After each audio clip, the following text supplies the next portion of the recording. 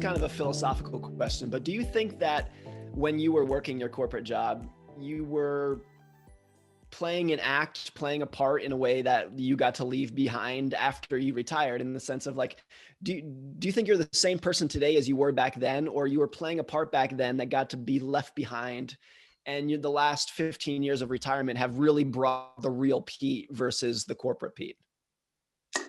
I think because of the nature of my job, it wasn't the case because I wasn't a sales guy or a business person or like a leader so much. I was mainly just a guy who would solve technical problems at work and then worked with a bunch of other techies. So we would have interesting conversations around that. So it was very much a doer and solving job. And there was actually a lot of writing in it too. So when I hung up that keyboard, I just moved on to the same type of stuff, but it's just more physical world now, like a lot more building of houses and outdoor stuff. It feels the same inside my brain, like writing, like English words and solving construction problems and solving software problems. They're all kind of the same thing.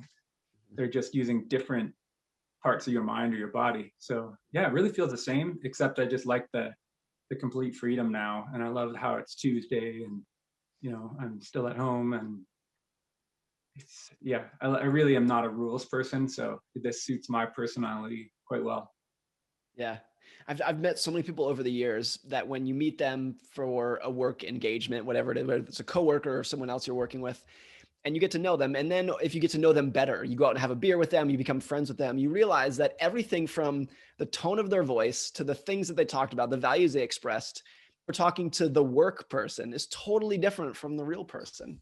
And that's part of what the early retirement, mantra has brought out for me that I'm most interested in, is like how much of that is innocent fakery that gets to be left behind once you have independence and autonomy in life. Because that to me is what, like, I have a full-time employed salaried job, but what's so important to me about money and building wealth and savings is independence and autonomy, and just being able to work where you want for as long as you want, doing the work that you want, and being 100% who I am without any fakery whatsoever.